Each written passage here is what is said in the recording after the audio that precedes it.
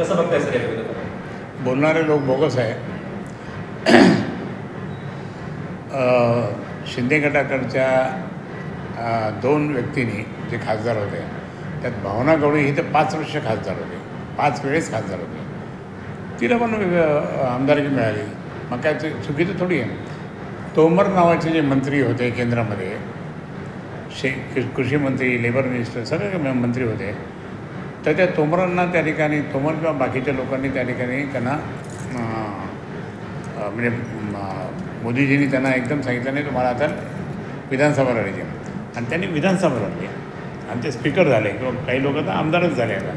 म्हणजे त्याचा अर्थ असा आहे नाही की पार्टीने सांगितलं तुम्ही हे लढायचं हे लढायचं ते लढायचं ते लढायचं असं आहे. तर जर मला जर उद्धव साहेबांनी सांगितलं की नाही आता तुम्हाला खाली यायचं आहे आणि इथे गद्दारांना पाडण्यासाठी तुम्हीच एक सक्षम उमेदवार आहे असं जर म्हटले ते, तर मग माझी तयारी आहे लढायला. तुमची मनोमन इच्छा झाली सर पश्चिममध्ये तुम्ही? नाही, मग मी पश्चिमचा पहिला हिंदू आमदार आहे मी, आणि त्याच्यानंतर परत दुसऱ्या वेळेसुद्धा आमदार म्हणून निवडून आलो आणि नंतर मग दिल्लीत गेलो 20 वर्ष. संजय शिरसाट असं म्हणाले की मराठा आरक्षणाबाबत ठाकरे शिवसेनेच्या नेत्यांनी भूमिका स्पष्ट केली नाही. ते ठाकरे साहेब करतील स्पष्ट. म्हणून तुम्ही तुमचे साहेब करता का डिक्लेअर? संजय शिरसाट जर बोलले असेल की ठाकरे साहेबांनी भूमिका स्पष्ट करावी, तो कोण बोलणारा? तो तर सत्ताधारी पक्षाचा प्रवक्ता आहे ना. मग सत्ताधारी पक्षातले मुख्यमंत्री बोलतात काही तेच करत नाही. मुख्यमंत्री आणि दोन्ही उपमुख्यमंत्री मराठा आरक्षणाच्या बाबतीत काहीच बोलत नाही, म्हणून हे रोज भांडण चाललं. ते असंही म्हणाले की शरद पवारांनी महाराष्ट्राची तुलना मणिपूरसोबत केली. त्याचा अर्थ शरद पवारांनी महाराष्ट्राची तुलना मणिपूरसोबत केली. हे त्याचं कारण असं आहे की प्रधानमंत्र्यांचं खरंच एक चुकलेलं आहे. ज्यावेळेस एका राज्यामध्ये काही हादसा घडतो आहे तर त्यावेळेस त्यांनी तिकडे जाऊन काहीतरी केलं पाहिजे, भेटलं पाहिजे, बोललं पाहिजे. प्रधानमंत्री मणिपूरला गेलेच नाही. जवळपास 150-200 लोकांचा मृत्यू झाला तिथे, रोज अजूनही चालू आहे. ते जायला पाहिजे होतं. ते न गेल्यामुळे माननीय शरद पवार साहेब असं बोलले असतील. तर त्यांनाही वाटतं की बाबा इथेही असं रोज गोंधळ चालला तर इथे तसं परिस्थिती निर्माण होते काय, अशी भीती व्यक्त केली त्यांनी. सर उद्धव ठाकरे साहेबांसोबत तुमचं काही बोलणं झालं आहे तिकीटचं संदर्भात? काही पॉझिटिव्हिटी तुम्हाला अशी वेव झाली? मी अजून काहीच बोललो नाही. मी उद्धव साहेबांशी माझ्या इलेक्शनमध्ये काही बोललो नाही. पण त्यांचा ते आता ज्यावेळेस सर्वे होईल, बोलतील, मग ते पाहतील. कारण महाविकास आघाडी ह्यावेळेस मात्र एक उमेदवार त्या ठिकाणी आलाच पाहिजे अशा बेताने ते उमेदवारी देतील.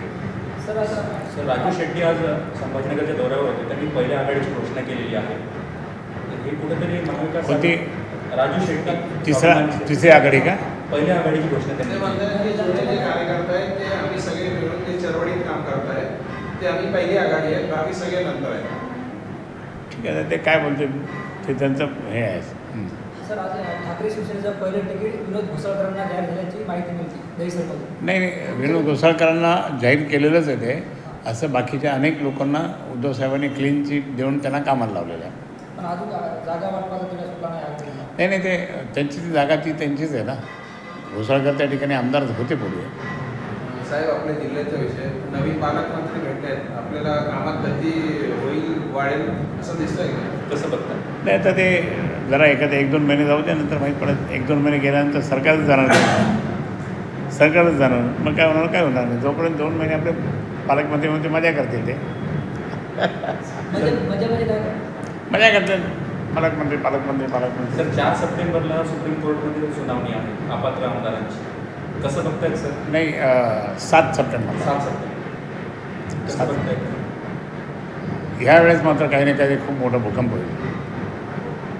तो भूकंप होईल तर आमच्या जिल्ह्यातलेच 5 जण फुटलेले आहे ना. संभाजीनगर जिल्ह्याचे 5 म्हणजे 4 फुटले, 5 फुटले.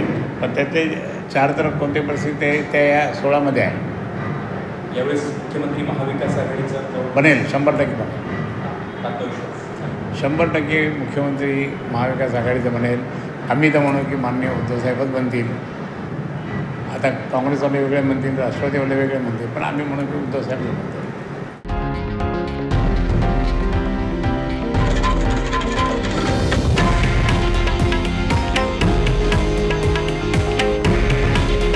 हे आहे देशातील नंबर 1 न्यूज नेटवर्क आणि आपण पाहत आहात TV9 मराठी.